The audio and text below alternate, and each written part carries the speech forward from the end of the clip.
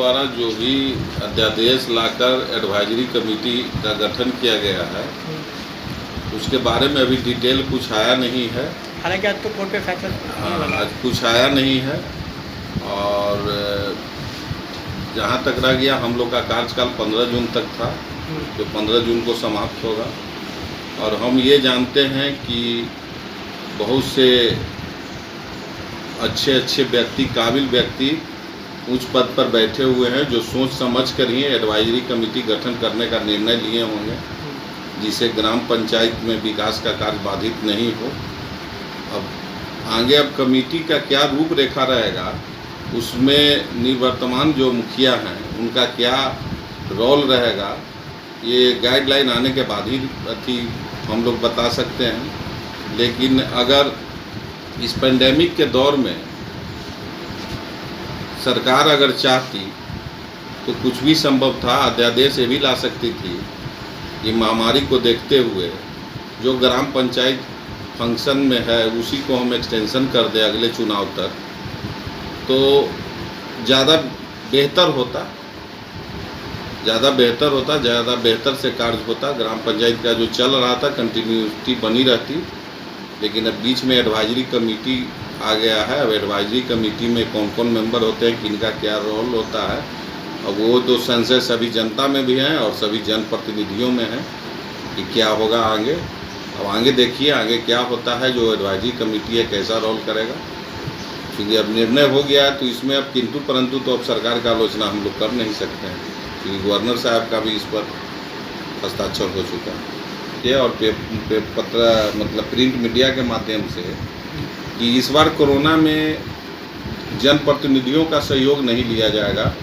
वो जो नोडल होंगे वो पंचायत सचिव होंगे और पंचायत एग्जीक्यूटिव जो है अपने सरकारी कर्मी और जीविका दीदी से ही हम मास्क वगैरह का वितरण कराएंगे। लेकिन बहुत से जगह पर भी मास्क का वितरण नहीं हुआ है। लेकिन इतना बढ़िया कोऑर्डिनेशन है हमारे यहाँ सरकारी कर्मियों और पंचायत सचिव और जनप्रतिनिधियों में कि हम लोग दोनों मिलकर ही मास्क का वितरण करवा चुके हैं। लेकिन यहाँ की जनता तो आपको जानती है, ठीक है ना? तो अगर आपने ऐसा काम नहीं किया है कोरोना काल में, जहाँ शिविर लगाने का, लोगों को भोजन करवाने का, तो क्या लगता है जनता को? नहीं, देखिए शिविर लगाने का ऐसा काम नहीं है। हम पिछले पेंडेमिक में, पिछले पहली लहर में अंचलाधिकारी के द्वारा मतलब जो राहत शिविर क्वारंटाइन सेंटर चल रहा था उसका मैं देख रेख कर रहा था, साइड से सहयोग मैं किया हूं और मेरे ग्राम पंचायत में भी चला है और बहुत अच्छे ढंग से चला है। पिछली बार हम लोग का बहुत ज़बरदस्त योगदान रहा है, लेकिन इस बार सरकार ही हम लोग को थोड़ा साइड किया है। लेकिन हाल फिलहाल में ही हमारे अनुमंडल पदाधिकारी मसौरी एक बैठक किए हैं और वैक्सीनेशन के लिए एक टीम गठन किया गया है, जिसमें मुखिया जी और जितने भी हमारे प्रतिनिधि हैं सबका रोल है।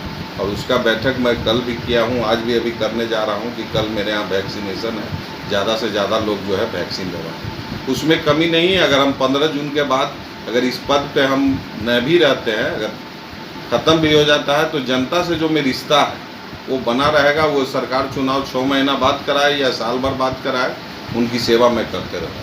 क्या लगता है अभी जिस तरह से आप चुनाव प्रचार करते हैं, चुनाव के लिए 6 महीने का समय हुआ, कहाँ तक जनता आपके काम को याद कर पाएगी? कोई कंफ्यूजन होगा, कैसे बात को रखिएगा? देखिए वो तो वक्त की बात है, आने वाला वक्त क्या कहता है। लेकिन सरकार जो है अगर समय बढ़ा दिया और इस पेंडेमिक के दौर में, तो हम लोग जिस तरह से पहले रिलेशन बनाए हुए थे जनता से, वो रिलेशन को हम बरकरार रखेंगे।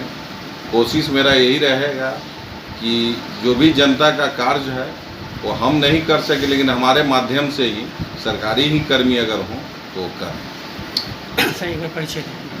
मेरा नाम रंजीत कुमार हुआ। मेरी पत्नी ग्राम पंचायत राज सोनभई की मुखिया है, श्रीमती सरोज देवी। मैं उनका प्रतिनिधि के रूप में काम कर रहा हूँ।